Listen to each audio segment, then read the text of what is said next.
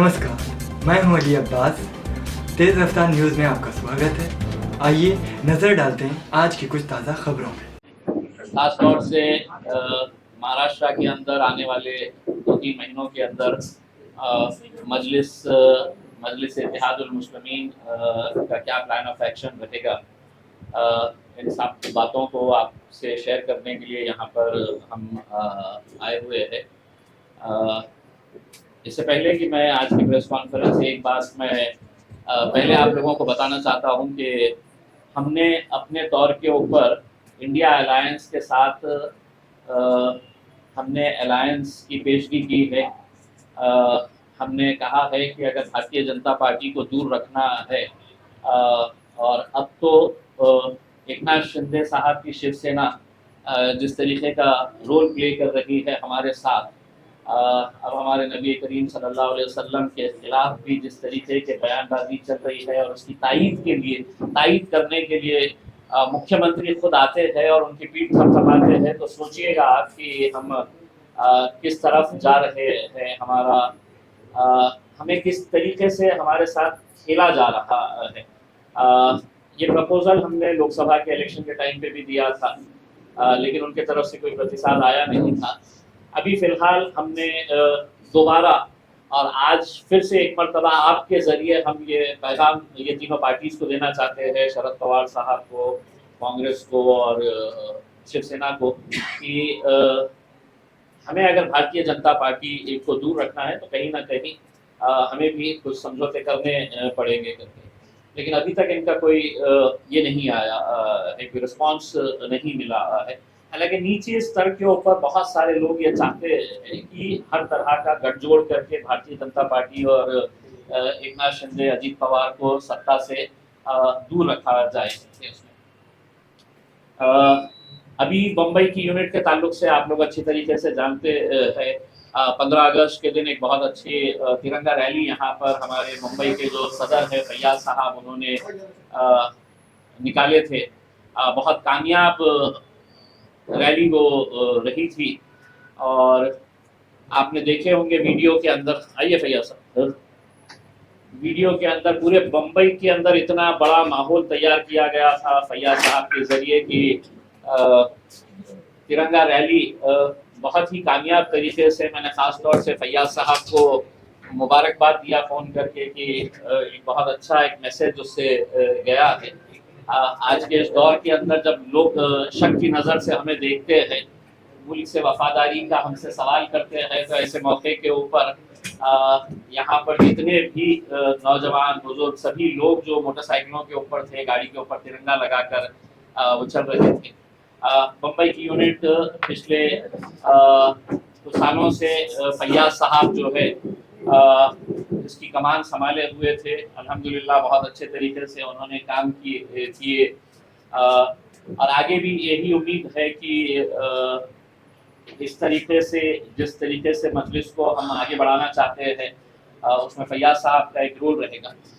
फैयाज साहब ने ये ख्वाहिश जाहिर की थी कि मुझे भी इस बार दफा इलेक्शन लड़ना है करके, तो हमारे लिए एक बहुत बड़ा एक दुविधा ये हो गई थी कि हमारा सदर है, मुंबई की पहचान है, मुंबई की शनाख्त है। तो फैयाज साहब ने जब ये बात कही कि वो खुद इलेक्शन लड़ना चाह रहे हैं, तो हमारे लिए ये था कि अब हम पूरा फोकस जो है जिस कॉन्स्टिट्यूएंसी से वो लड़ना चाह रहे हैं वहाँ पर पूरा लगाते हुए हम सबसे ज़्यादा मेहनत जो है वो वहाँ पे करना अभी से शुरू कर देंगे करके। तो फैयाज साहब की रजामंदी से और उनके साथ चर्चा करके ये ओहदे से जो मुंबई प्रेसिडेंट की जो पोस्ट थी वो उन्होंने छोड़ते हुए उनका भी ये है कि हम पूरा फोकस जो है वो आने वाले वक्त के अंदर अपनी कॉन्स्टिट्यूएंसी के ऊपर हम लगाएं करके। क्योंकि इस मरतबा हमें पूरा यकीन है कि अगर सही तरीके से अगर इलेक्शन अगर हम लड़ेंगे तो मुंबई के अंदर भी बहुत अच्छे नतीजे इंशाल्लाह हम लेकर आएंगे और उसमें जो हमारे कामयाब उम्मीदवार रहेंगे उसके अंदर फैयाज साहब का भी एक रहेगा। अब चूंकि फैयाज साहब का फोकस ये रहेगा तो मुंबई की जिम्मेदारी किसी को, तो हमारे पास रईस लश्करिया साहब जो है वो कांग्रेस के वर्किंग कमेटी के मेंबर है, माइनॉरिटी के मेंबर है वो। तो ये जिम्मेदारी रईस लश्करिया साहब के पास दी जा रही है। और एक कोऑर्डिनेशन के साथ हम इस इलेक्शन के अंदर पूरे महाराष्ट्र में जहाँ जहाँ से भी हम इलेक्शन लड़ेंगे इंशाल्लाह हम सब साथ में मिलकर आगे ये बढ़ाएंगे। एक चीज मैं बता देता हूँ कि देखिए हमारे ऊपर आप इल्जाम लगा देते हैं कि आप खड़े रहे तो इनका फायदा होता है, इनका नुकसान होता है। हमारी ख्वाहिश है कि नुकसान होना है तो उससे भारतीय जनता पार्टी का नुकसान होना चाहिए, और वो नुकसान अगर ज्यादा करना है आपको तो हमने जो अलायंस का एक ऑफर किया है, कल के दिन हमारे ऊपर ये उंगली नहीं उठनी चाहिए कि आप क्यों लड़ रहे थे। आज अगर बातचीत अगर होती है तो यकीनन उसका बहुत बड़ा असर होगा, बहुत बड़ा फायदा होगा सभी को। तो इंशाल्लाह यही बात को लेकर अगले कुछ दिनों के अंदर असद साहब अपने तौर के ऊपर जहाँ जहाँ पर जो भी कैंडिडेट्स लड़ेंगे, तो पार्टी का एक सिस्टम रहा है कि भले ही मैं महाराष्ट्र का सदर हूँ, अहमद बलाला साहब जो है वो हैदराबाद में एमएलए है मजलिस के, मुंबई की जिम्मेदारी भी आप देखे हैं पिछले 2-3 इलेक्शंस के अंदर। तो हमारा सिस्टम रहा है कि सदर होने के बावजूद भी ये इख्तियार मैं इस्तेमाल नहीं करता हूँ, ये इख्तियार हमारे पार्टी के सदर बैरिस्टर असदुद्दीन अवैसी साहब का ही है, और वो अगले कुछ दिनों के अंदर जो कैंडिडेट्स अभी इमीडिएट हमारे को डिक्लेयर करने का है उसके अंदर है तो वो फौरन उनके ट्वीट के जरिए, उनके लेटर के जरिए है तो वो डिक्लेयर किया जाएगा। तो मैं चाहूँगा कि पहले फैयाज साहब आप मैं लास्ट अहमद बलाला साहब मैं लपेटूंगा सबको, मैं सबको लपेटूंगा। अभी पूरे हमारे महाराष्ट्र के सदर और साबिक़ रुकन पार्लियामेंट इम्तियाज़ अली साहब ने आपके सामने रखा है कि उसी ज़िम्मन में कि जहाँ से हमारे मौजूदा मुंबई के सदर जहाँ से इलेक्शन लड़ रहे हैं वो सीट हमारे लिए विहार की सीट होगी, और हम पूरी अपनी जान लगाकर वो सीट को निकालेंगे इंशाल्लाह, वो सीट जीतेंगे इंशाल्लाह। तो अभी फ़िलहाल जैसा इम्तियाज़ अली साहब ने कहा कि पूरी बॉडी एज इट इज़ है, बॉडी का कुछ भी नहीं है, बॉडी पूरी एज इट इज़ है, खाली ताकि इनको एज ए कैंडिडेट आपको काम करना पड़ेगा। तो इसलिए हमने सदर मजलिस बैरिस्टर असदुद्दीन अवैसी साहब ने तय किया कि सदारत जो है सो जनाब रईस लश्करिया साहब को दी जाए।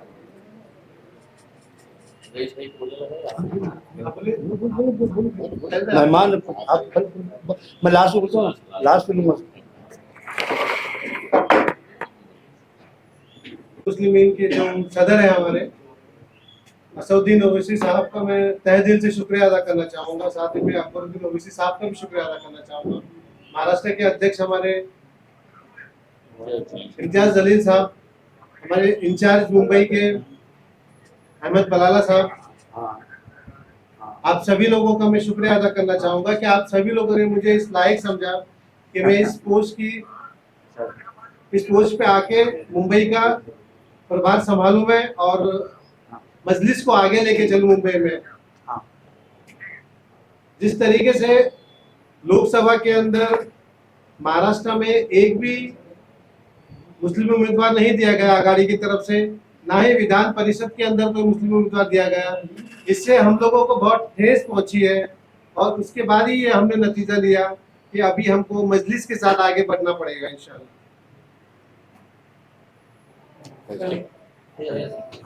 इस वक्त यहाँ पे अध्यक्ष नहीं हूँ, मैं लश्कर जी बन गए। कुछ दिन पहले इम्तियाज़ भाई मेरे पास आए थे, उन्होंने कहा कि भैया शर्त हमारी ये है, अगर सीट लड़ते हो तो पद छोड़ना पड़ेगा आपको, पद पहना है तो सीट छोड़ना पड़ेगा। मैं खामोश था, कुछ बोला नहीं।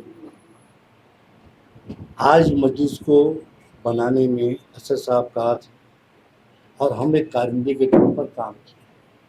10 साल से मैंने बाज़ार खुद कांग्रेस में होने के बावजूद वारिस पठान को चुन के लाए हैं। दूसरी मर्तबा जब उसको टिकट दी गई तो मैं टिकट मांगने गया था, असद साहब ने ऐलान कर दिया था, फिर मुझको मजबूरी के तौर पे वारिस पठान का साथ देना पड़ा, और वारिस पठान के लिए असद साहब ने झूला मैदान में खड़े होकर माफ़ी मांगा कि जो भी गलतियाँ इसने की उसके लिए माफ़ी मांगता हूँ। उसके बाद से लेकर अभी तक 5 साल हो गया, वो देखने तक नहीं आया, झांकने तक नहीं आया। ये बात के सब गवाह हैं। और यहाँ पर मैं मुंबई शहर में डिस्ट्रिक्ट बनाया, तालुका बनाया, वार्ड बनाया। आज मुझको सीट दे रहे हैं आप लोग और मेरे पद ले रहे हैं आप लोग, ये गैर वाजिब बात है। मेरे बगल की सीट है, वो सीट मेरे लिए बहुत इम्पोर्टेंट सीट है, आपके लिए भी इम्पोर्टेंट है, क्योंकि फिरका परस्त आपको तोड़ना है। तो मैं आपसे गुजारिश करता हूँ, बहुत ही मौतबाना गुजारिश है कि आपकी सीट आपको मुबारक, आपका पद आपको मुबारक। खुदा हाफिज, अल्लाह हाफिज, नमस्कार, जय हिंद, जय महाराष्ट्र। हाँ चलिए। बहुत अच्छा।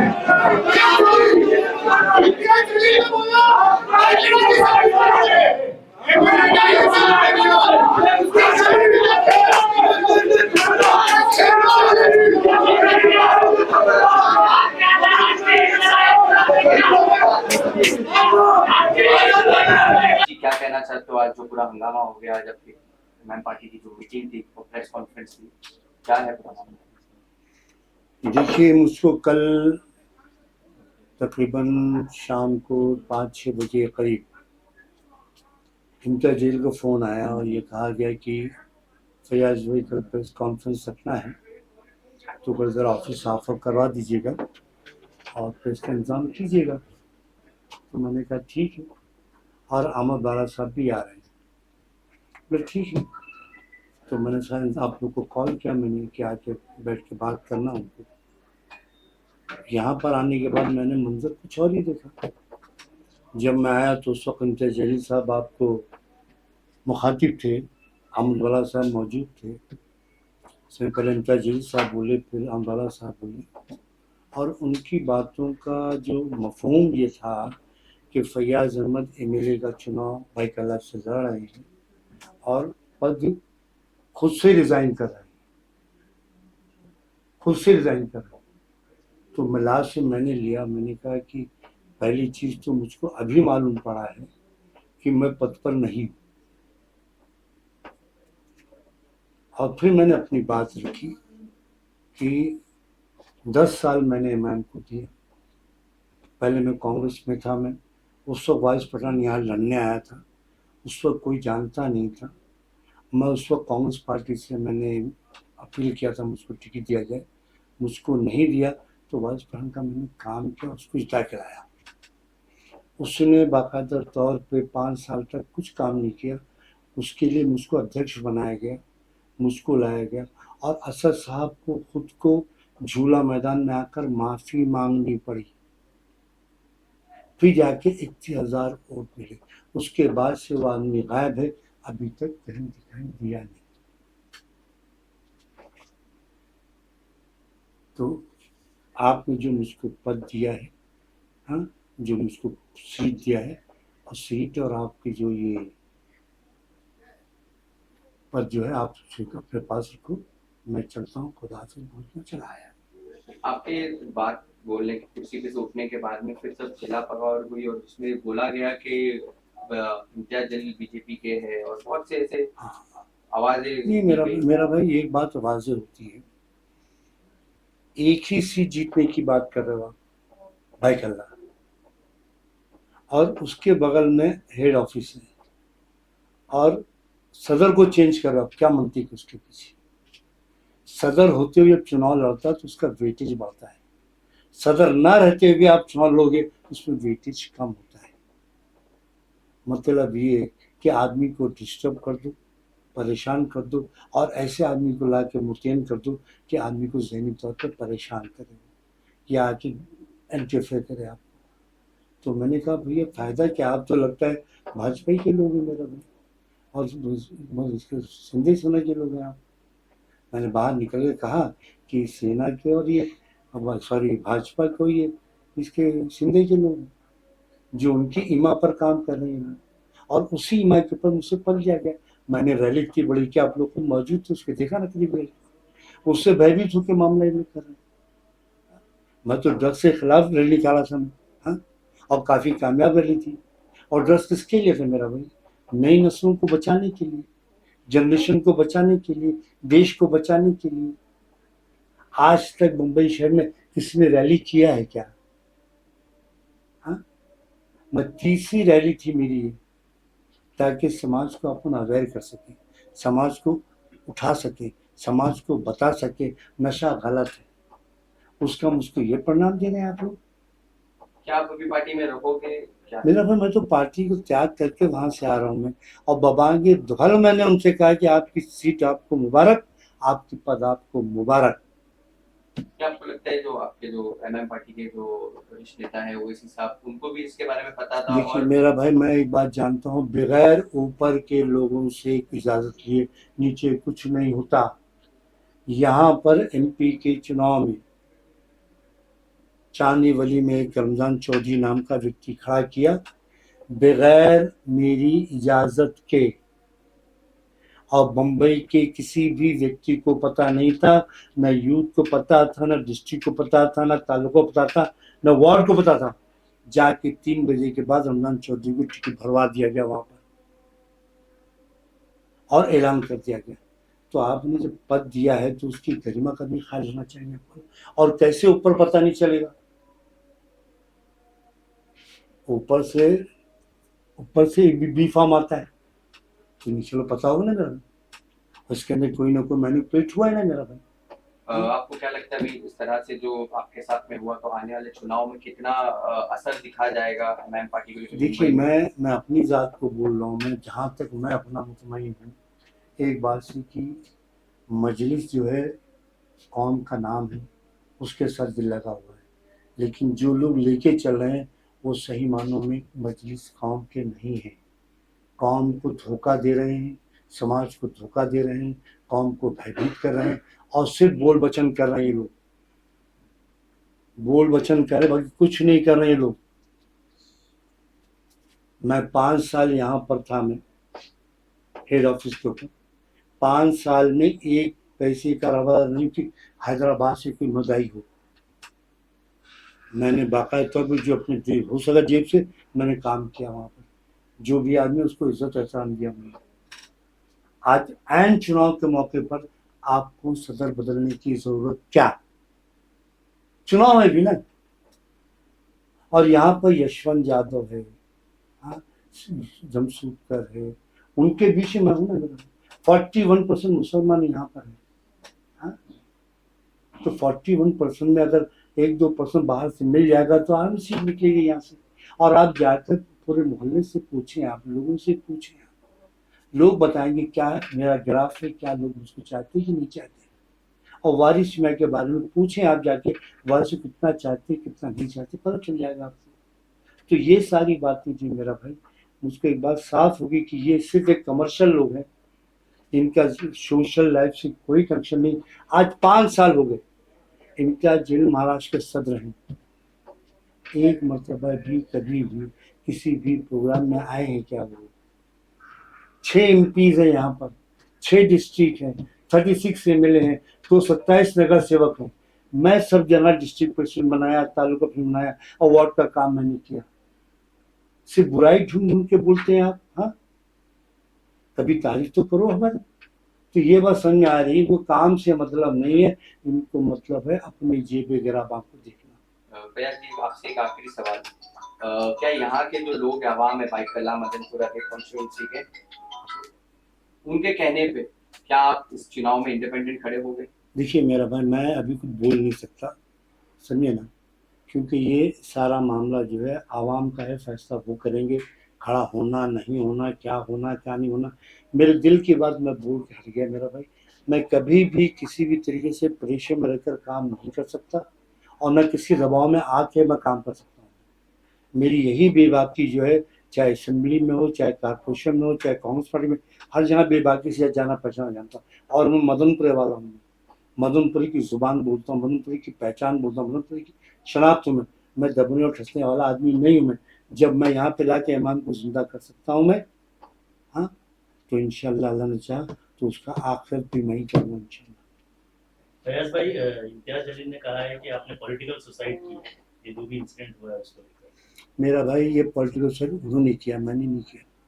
मैं तो सिर्फ कौम की दर्द में, मिल्लत की दर्द में, समाज की दर्द में, मुल्क के आइन को बचाने के लिए इस पार्टी में था मैं। लेकिन उसका पूरा सिलसिला बिखर गया। मेरे सामने बुला के बोल रहे हैं कि उसको ये अध्यक्ष बन रहे हैं, उसको मालूम अभी पड़ रहा है लश्करी बन रहा है। ये कितना बड़ा गलत काम किया लोगों ने, हाँ। और आज तक हिंदुस्तान में कहीं पर भी आपने देखा है कि किसी प्रेस कॉन्फ्रेंस के अंदर कोई बात होती है? जब आपके मिजाज के खिलाफ कोई बात होगी तो डेफिनेटली आपको हर्ट होगा। मैं एक टाइम एमएलए 3 टाइम नगर से रह चुका हूँ और मेरी ऑफिस भी वही है, घर भी वही है, मोहल्ला भी वही है, वही 2 शबाबों का लश्कर मेरे पास आज भी है। मेरे कोई बदला नहीं है। इनका घर पता लगा लो, आप प्रॉपर्टी पता लगा लो, सब मालूम पड़ेगा कौन कितना दम कितना कम है इनके अंदर। आज तुम हैदराबाद से यहाँ पे आए ना, हाँ, आपको स्वागत किया ना, हमने प्यार दिया ना आपको, हाँ, लेकिन ये सिला दे रहे हैं आप, हाँ? मेरा टिकट भी अनाउंस करे आपने, तो टिकट मसला नहीं मेरा, मैं मदनपुर के कांधे पे आखिरी सफर करूंगा मैं, हाँ। कांधे देने आप नहीं आओगे, मेरे लोग ही आएंगे ना, तो उनके सामने गद्दारी नहीं कर सकता। जो बात है फैक्ट बोल रहा हूँ आपको मैं। इम्तियाज जलील ने ये भी कहा है कि वो आपसे चर्चा करेंगे इस विषय पर। मेरे पास चर्चा देखो लाख करो आप, लेकिन जो बातें हो गई। मैं चर्चा करने के मूड में हुई नहीं, क्योंकि आपने बाबांगे दौल प्रेस कॉन्फ्रेंस में बाकायदा बुलाकर मेरे जहन को आपने ठेस पहुंचाया है। मैं ईमानदारी से काम करने वाला, 10 साल मैंने एमआईएम पार्टी को दिया है। मैंने एक तुम्हारे लूले लंगड़े आदमी को मैंने लेके झेला हूं यहाँ पर मैं, और मैंने पूरा मदनपुर इस बात का गवाह है।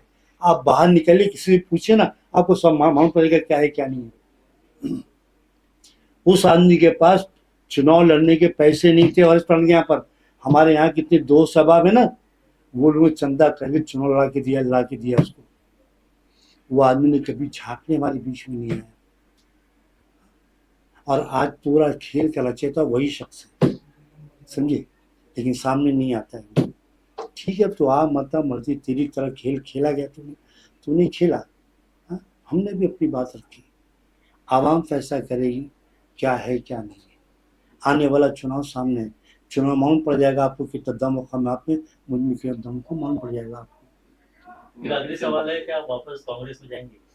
देखिए, मेरी उम्र हो गई है, मैं अपने मोहल्ले में खुश हूँ, अपने लोगों में खुश हूँ। मुझको मेरे मोहल्ले से अलग कोई कर नहीं सकता। कांग्रेस पार्टी, एनसीपी पार्टी, जो भी पार्टी अपनी जगह पर है।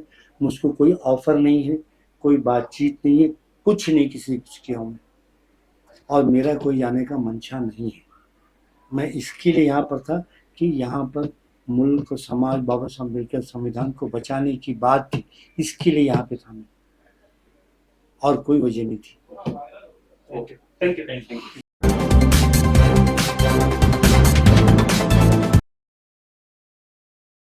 नमस्कार, मैं हूं अली अब्बास। तेज़ रफ्तार न्यूज़ में आपका स्वागत है। आइए नज़र डालते हैं आज की कुछ ताज़ा खबरों में।